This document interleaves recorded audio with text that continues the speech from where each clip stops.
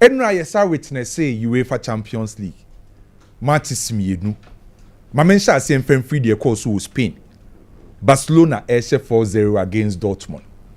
Ken obi bia wa follow football recently. Any obi bia wa follow Barcelona na say no. Barca etne fie ashe Dortmund. Enya de 1-1. Barcelona etne fie no ashe 4 against Dortmund. Enya de 1-1. Enti enra win no na e so clear say Barcelona be win here obeche goals be brave because of the kind of football say Barcelona display on the field of play. Nemum ade a mani ji Barcelona bo boko no ho ne say Barca ekipu clean sheet. Sa clean sheet na Barcelona kipu ye no. Eno na metimi de mense me bo aka tro say yenya mbo second leg no Barcelona qualify. Dortmund ye bo boko ba ko this season proud to the game. Every single away match na Dortmund akobia no oshego.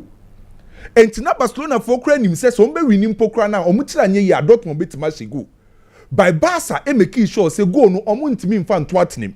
Enen na obi bi ohwe game ni bi ehun se Dortmund for so create omo chances. Game na ye ball 90 minutes no Dortmund nkwanya 3 big chances na nka wo so omo de to atenem. By her chances agurasi ese no. So Barcelona o keep clean sheet no.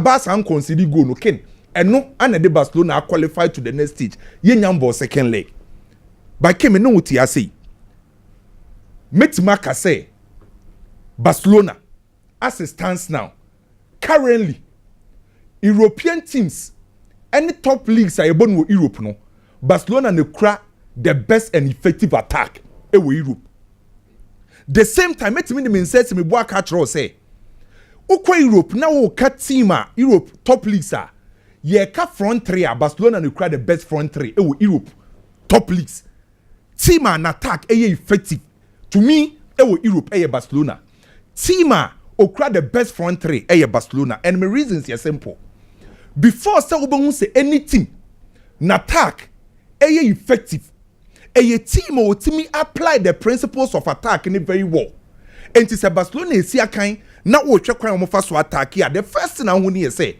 omo ye bobo ba ko a omo timi make sure say opponent ni defend say there kra na omo timi penetrate wo opponent ni defensive line and in terms of penetration Barcelona attack ni one of the best abenya wo Europe omo attack ni a lot of support Barcelona attack ya Pedri support Frankie de Jong support Kunde air support, Baudi air support, and to attack any a lot of support. Sa opesa attack effective. Na mutimi share a lot of goals I was at the front line any support from my teammates. Barcelona nya sadie no.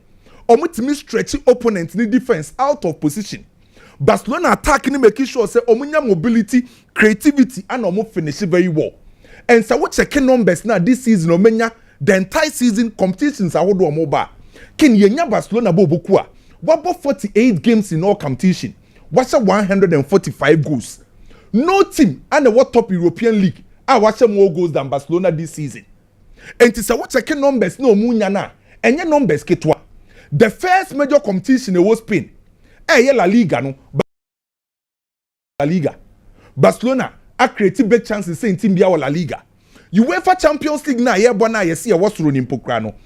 Barcelona bo Barca team no ashe more goals than every single team UEFA Champions League. Washe 36 goals. And it's a team an attack ni effective. Dangerous Europe to me. Fast and figures no back Barcelona. National mo front three no. Lewandowski, Lamine Yamal, and Rafinha. And yeah, omo individual qualities ni mpokra na mo ye special. By Barcelona front three ne ken. Omo balance menim ho. Sa nipa miensa no. Obi enim say Lamine Yamal ni bobo, Rafinha ni bobo, Lewandowski very good. Enye individual quality, individual brilliance ni ebeka. By nipa miensa omo da Barcelona enim ho no, omo balance enim ho. And the Barcelona front three the balance ni say omo creator. Omo nipa miensa no omo enim ho no, obi te say Lamine Yamal in terms of creativity, ye very good at that. And nipa three no omo enim ho no, omo Lamine Yamal o create them omo. Omo penetrator. Rafinha to me penetrating through everything defense. And apart from some wall me Yamal creating no, almost our Rafinha or penetrator, and almost our Lewandowski or boss dominator. And it's a what I kill Lewandowski maybe the ball and the performance then to say enkane by inside the box or dominate your box so enti ade kronte e ka se Barcelona front three no our balance e wo manim ho ne ye se omo creator omo penetrator and omo boss dominator and apart from that check numbers no Rafinha numbers Lamine Yamal numbers Lewandowski numbers enti kin to me media me hu ne say Europe top leagues are yebonu Europe no Barcelona they create the most effective attack and are the best front three Barcelona but in a game no play or impress me the most Frankie de Jong most especially how are not Frankie de Jong or the physicality biaba Barcelona and fin without the ball how are no protected or cover grounds or cover distance now why you aggressive on the field of play and Frankie de Jong it deserve every credit and for the one abaso se me yet me kanokra o tan okodu anu yi nimreka ken teams no maka you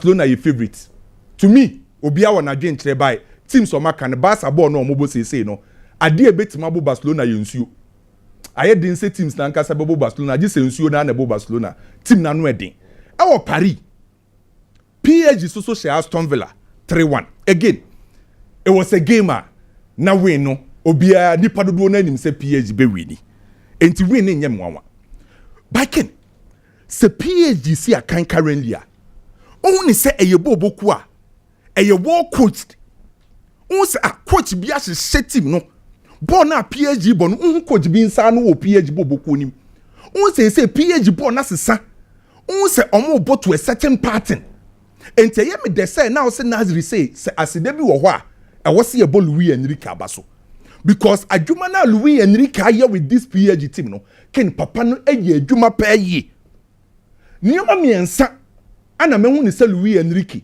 asesa wo PSG bobuko nim sa nioma miensa ne de dikan before se Luis Enrique be fa PSG bobuko no na PSG almost style no eye positional rigidity ni yes players ni position no me too rigid but Luis Enrique this season wasesa PSG from positional rigidity to positional flexibility and the enkanena na PSG use positional rigidity no Luis Enrique asesa na ba positional flexibility and the form front three Dembele Kvaratskhelia Doué sa nipa miensa we no omo PSG boboko anim ho no se omo si akan a unso omo bo strikerless system ubon se Dembele ne same finfin anka we expect say obe operate as a first number 9 by Derby obi eni ho operate as a number 9 obi eni ho operate as a first number 9 only traditional number 9 a strikerless but the current more system na eye positional flexibility ni say sa players ni na no omutimi interchange position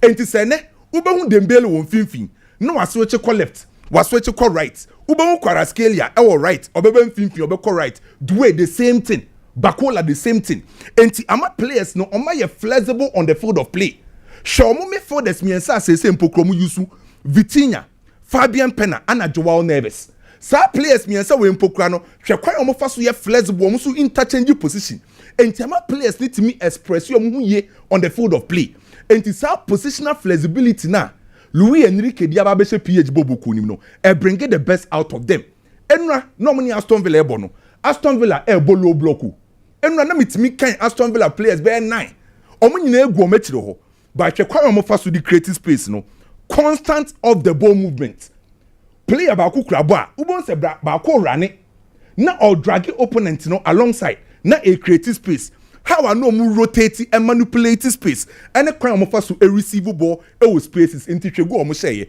hwe duwe go no before so ba be hwe no hwe kwan omo fa so move ye hwe Kvaratskhelia go no enti ama omo ball no omo ball no e fe keke and so far my shit teams in Europe still na ken I believe PSG are one of the best midfield departments medical him say ubon say team be midfield e balance in the midfield department there were 4 types of balance in the midfield football there was static balance dynamic vertical and horizontal PSG for midfield is 3 no omo was balance ni nyina bi enti so person onya clear example omo je bo a show awareness vision passing angles and a tempo setting enti omo midfield ne ball na efe so ball na PSG ball no ken PSG team no omo ye capable so betima ha team bia omo ne Barca one the team na no she oh yeah Barcelona PSG ne Barca yes Barcelona team now by PSG Barcelona final ken mbe do The ball never yet fit.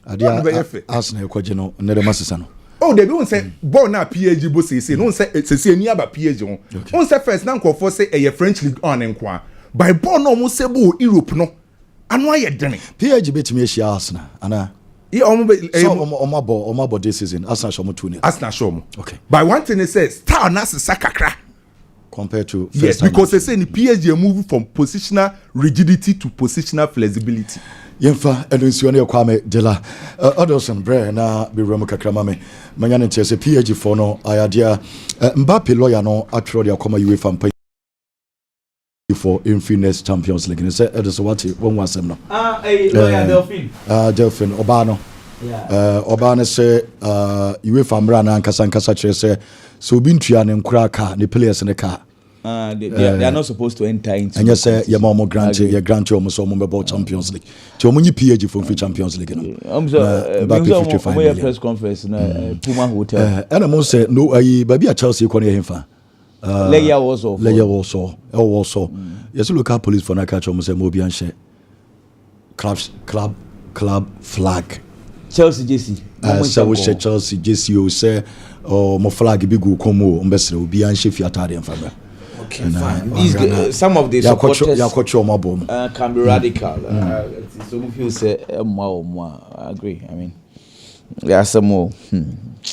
Mbappe is 55 million. So scan on Jessica Keto can be say on fanche, but scale with the fanche 55 million. Almost answer a high another extra 4 lawyers account.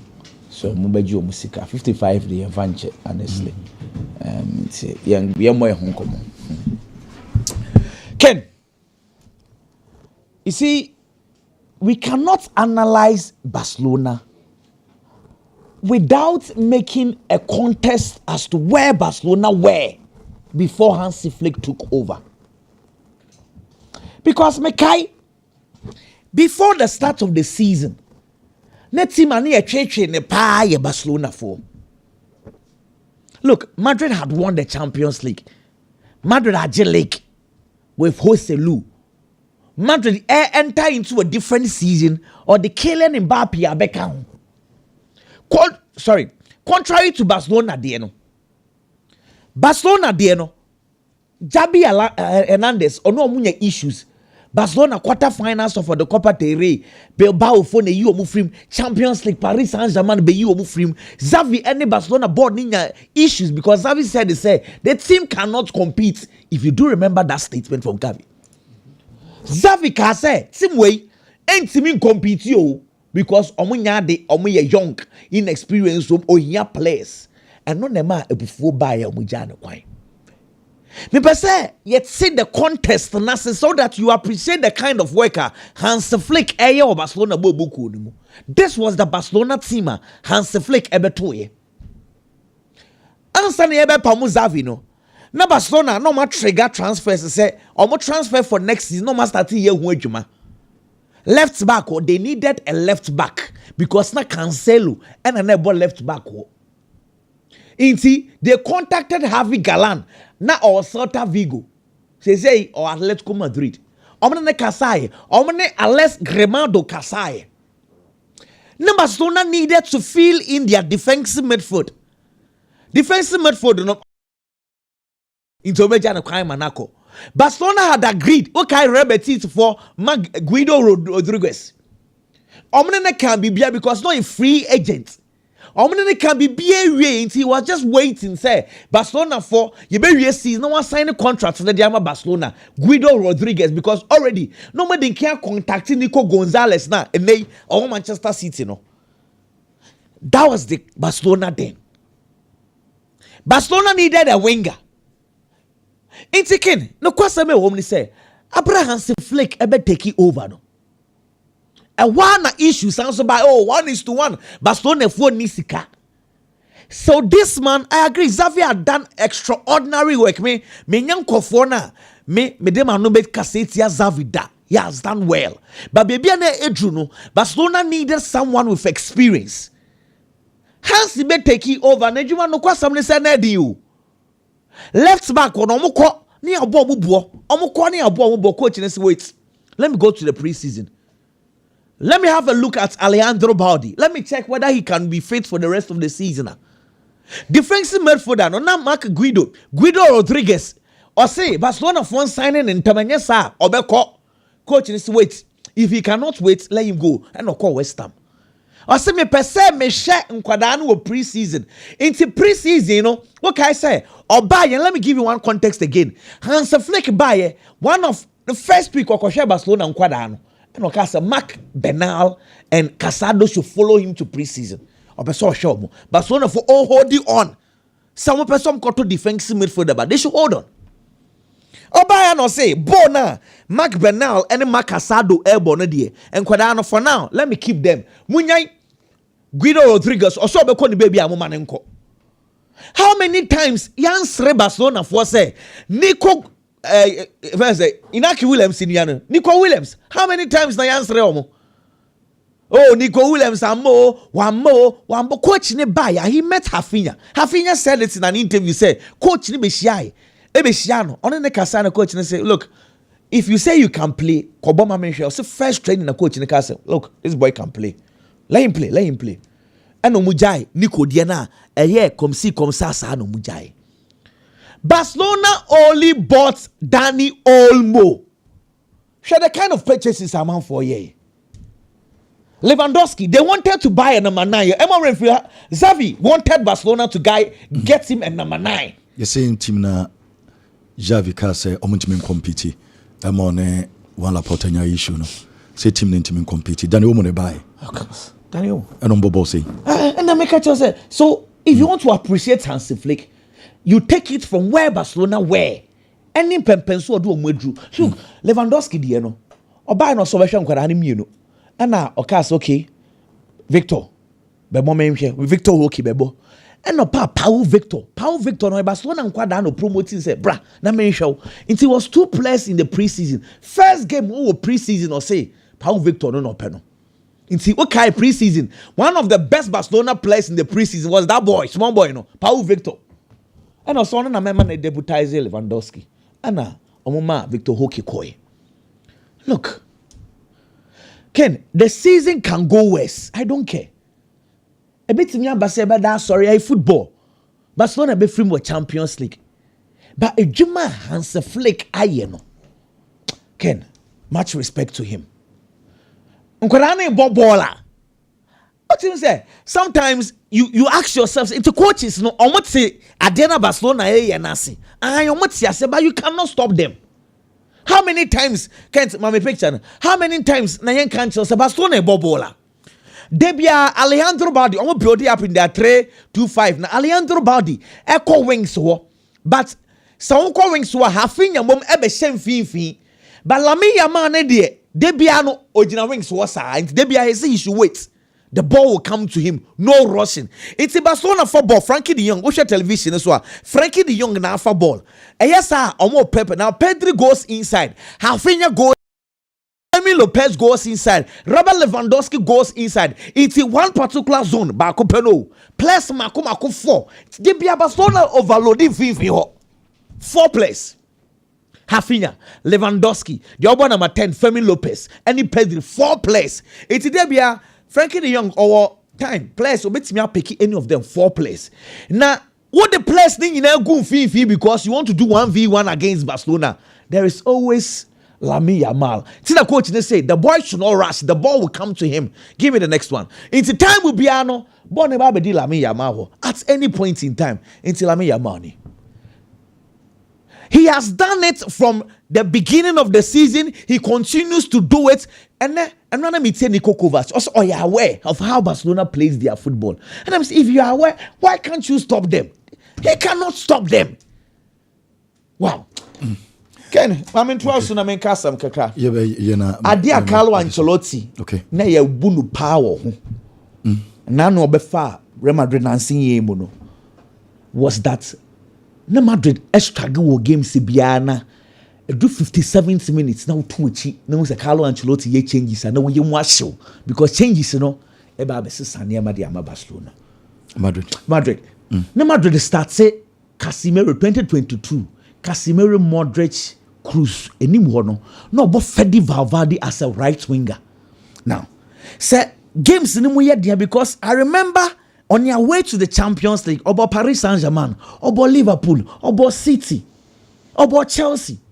But games in Madrid for Bray, but for the substitution, 2 changes and the real Champions League. Into the Bialbe se Kamavinga, Wababe Jinaho, Wababe substitution, only Rodrigo Goes. It is also Sadia ni Besia. Rodrigo Goes bem no be Luka Modric, Fedi Valverde echo shame fee for na Rodrigo Goes abesha right. One of the strongest pillars was his substitutions. Even last year, Carlo Ancelotti used to Brahim Diaz and Joselu as the trump card a bus game no more yet. Why is it that this year Carlo Peso best trigger? I don't understand this. It's your mom teaching on Germany. Instead of me person me bisa is it that he does not give trust and as our zero trust in Enrique and the guys net bench na? Because previous seasons, the manager Champions League, he is bold to take off senior players. Not in Kwadani Biaba. Had in a nadia. Acquire sa. Ama who says so many Fayano and the Empamono and I was Carlo Ancelotti and I say a do 57 minutes now share bench now we say Carlo Ancelotti be changes Madrid Matanda Debano. Now what is happening? Say Brahim Diaz cross on Jenny. And no Naomi 1 year. Brahim Diaz last season only was a but between South Three no Enrique, Brahim Diaz ne that boy. Adagule no crowd on Jenny. On your money. Because last season I said Barcelona Champions League, 5 minutes on the share. On the share about he makes again Bayern. But these guys now they come in and only good player, but the profile is different. He comes on as an impact player. Instead of make us say exactly. But now other goal and so someone they den or more bars na match more den the 3.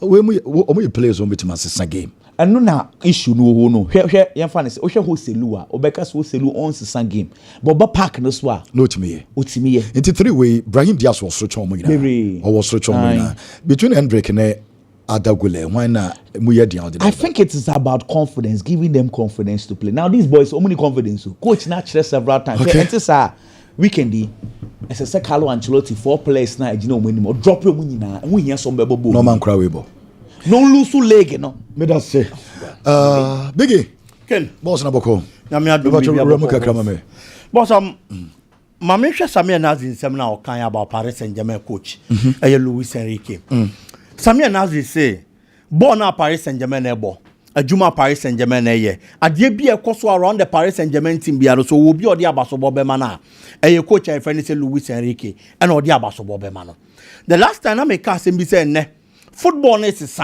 from each team beyond getting a lot of quality players because and be honum shared across because of sika eba clubs them. That is number 1. Number 2, quality na nkasa so te etunya coach the performance was rare.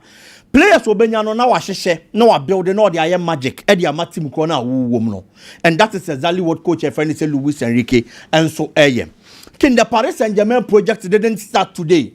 The supporters of Paris Saint-Germain, the people in France, omo football echi no di teams in echi no. And who say Paris Saint-Germain it is because of the coach. Make every 2011, 2012, 2013 honomoba. The likes of Carlo Ancelotti mumina. Eko kopie mu PSG. Eko ye adwuma de ma Paris Saint-Germain. Carlo Ancelotti mo de mono na nye bad. Okoji league libi. Domestic trophies no wajibi di aka ho no waja omaja ne kwan because adia no mo expecting at a point was the Champions League. It is over. Na say ye fie nkuru anko na obaji a ye beja wa mo akoni apeli pa foforo di aba. Omo hwehwe mu omo sa Champions League na be boa omo. Eti wo so omo pe coach a the performance were European bad and omo ko fa Unai Emery de ne bae. Unai Emery stepped into the club Orbano. No you be a waji Europa Cup paying. Eti no mo wasa agidie no. So what that European experience obetimi de abo PSG. Ono nso so bae no. De ekoye ya ne so obeje French League no waje French Cup, no waje other domestic trophies. Enso de aka ho. And ono so mo ma ne koye. 2019 they got somebody who also had a lot of experience at Champions League in the shape of coach friend said Thomas Tuchel. Thomas Tuchel mo PSG na nya bad. Adia no match so mo beje Champions League he was the man that took them close or the Omukoko PM Champions League final. Unfortunately for him, Okoshia a Bayern Munich team and among money was Rubebre. Coach by coach, a friend is a Hansi Flick. And then a Juma Hansi Flick here. Any a Juma and back then, our Bayern Munich, no, clearly. A Chester Papa money was so. Unfortunately for him, and a Hansi Flick, a G crew and the feelings them. It was a Bayern Munich team. Every single game in the Champions League, and no match in India. And almost share no free Paris Saint-Germain. And the Paris Saint-Germain have gotten that kind of hope and the confidence there. Once they've gotten to the finals there, Omobetimi build upon that. Nandema Konkain. Omokofa Mauricio Pochettino. No, also a finalist in the Champions League with Tottenham. And on one buy. On also Chelsea or building a project. They felt say yes, oh yeah, the obey. But the you feel say Obetimi Ajama and Untimin Yamayan. It's you have to get in another man. Omoshishe Mua. And I read that to Luis Enrique so. Luis Enrique but na hopes in it was through. Expectations in it was through. Can Onya Shekrampo in 2015 not the Barcelona get treble. It's in that alone, let's speak volumes. Say Yako finals will be that ya. I feel was see a coach awaji be paying. Not the Babaji. And a papa ne buy. All but there were certain key players. Obianka Shekram, short over Kaimako Verratti. Verratti see or call. O free Paris Saint-Germain na nkofo parato any ade abranti any koye okoye hwan mo na eba ye feel say PSG in the past said you know mo use sika kokko line o Messi mo omo use sika kokko to name am ne other big players at the point Ezekiel Aversi no mo ne ade de omo baaye no ye say kwakwa to big players ya baba be midfield ho Luis Enrique say there be mo nja bibia ma me okofa players are virtually omo nye known Vitinianum and a baby Gina and film for the map Paris Saint-Germain. Today, in terms of a Dini profile on the buyer, a lot of those who left are better. But in terms of performances here, you can't talk about quality midfielders, the good performance. Ube you Sam Nancy and Sadu appear in film. Nina done by Papa and friend is Luis Enrique. He's still building the project. Adia Bakwa me pe one ho, the man management of the players. Ken, Kaya. At the start of the Champions League, none talk about Paris Saint-Germain team anymore. Coach I friend is Luis Enrique. Any player friend is Osman Dembele. There were problems between the two. It's a game now ask that question 2-0 nimpono. One for player now travel and come go game nibi. Because they just them are omoko. A lot of the coaches and Kadiobeya say Yampamu player in free team nimu. But Luis Enrique being an experienced manager, and quality, any idea Dembele they be back on board. On your branch and Kasai, they settled everything amicably, and he's the leader of the new school. Our park and so quality now, Nancy and nature. Dembele, the enemy one of my all direct Nancy and man near my conkain, and my Paris Saint-Germain, Bobo Kono. And they look at a player like Nuno Mendes. If we are talking about the best left backs, we are here. Nuno Mendes, and Alejandro Balde this season. Nuno Mendes, Alejandro Balde this season. I'll go for Balde. Okay. Yes, but Nuno Mendes more money near bad. One of the players I started this season, ye kana ya boni din Mohamed Salah obeje Ballon d'Or ne modi mo wosoro in the 2 legs on the Paris Saint-Germain boy. Nuno Mendes na expose you know I feel on the modi money teba form. Nuno Mendes in the last 3 games for Champions League no emu bien one man rating aye below 8. Quality performance and odema Paris Saint-Germain bo no and no in the game they played abra no more per results omo da form kabako no ono na assist ye e mo take no omo nya 2-1 no more per match winner no my confident are you comfortable say at least 2 goal cushion there you know ono na be share the 3rd goal man here 3-1 edema Paris Saint-Germain he's a left back look at how the coach has improved his performance until clearly so who di Paris Saint-Germain bo no ku no ho nkomo and no crash Champions League final na binum duru ye no onrubi that is very true but Luis Enrique Juma awaye any gidi a woman di panya o Paris Saint-Germain bo ko nim no I feel say about Bobby or Paris Saint-Germain team ni hu bia no except fatano and they are gaining that confidence say anytime minimum how to ball mo be feel Emre Luis Enrique about London be share Chelsea paying for Juma no because of Nema bia na wo pay control on transfers. Players in Omomoko and Omomoba, Oman Famana, or one Chelsea. It was a very experienced. I am sure, sir, because Omunya Luis Enrique, a Jumaya or Yelma Paris and Germain, possibly. Yem fan the Chelsea no yes, Juman. But sa talent there war Chelsea, they be on the war PSG. Say PSG and bro Chelsea and so na Ayepe. Kin PSG Diana Ayeka Wansam. And you move and Chelsea. And ya dear be a who be. It is the coach and I build upon the performance of the players. o se Bakola ne duwe money yidi ebi mu wo Chelsea ana. In terms of quality now there. Say ye cancer players ebi mu ni Chelsea. And I make us a quality now because coach ni na asese bibia. But coach no, and the mrantie na ba no ma be ade different. Say duwe mu ye ne Bakola money ye mo ye Kopa ma mo Kopa ma kra bro mo so ana. Of course, do Kopa ma bro so. Okay. Yes. But coach no coach. I know na elders na kan Hansi Flick no. Of course. Players no coach timi ma normal player timi be good player. Of course. Paris Saint-Germain says here obeyi Kvaratskhelia. Obeyi Ousmane Dembele. Obeyi Marquinhos. If you take these players out, a lot of the players no makani players are no munye known, na coach Luis Enrique and amoma be known because of an honest style of play. Okay. And I believe say Abasu Bobby a PSG team ni hubiano. On only coach I was already Abasu Bobby. And Manchester United bomb match bounce a Thursday assembly. And Chelsea saw match. My predictions na yonkona. Can Manchester United being unbeaten? Europe team bien wa United we Europe. Until the year came Barcelona and PSG nyina no. 92 clubs and started Europa League and the Champions League. Ya show bia United and United. Omon kwane team bien team. Yes, based on that alone, at least a double chance for Manchester United. And Chelsea in Kwanso na Conference League almost will be bien show. It's a double chance for Manchester United, a win for Chelsea. Double chance United, a win for Chelsea. President Kwame said the Dennis Sudan no way. As when you club to you blue. Now what should that for a bomb match? Okay. Now what should that for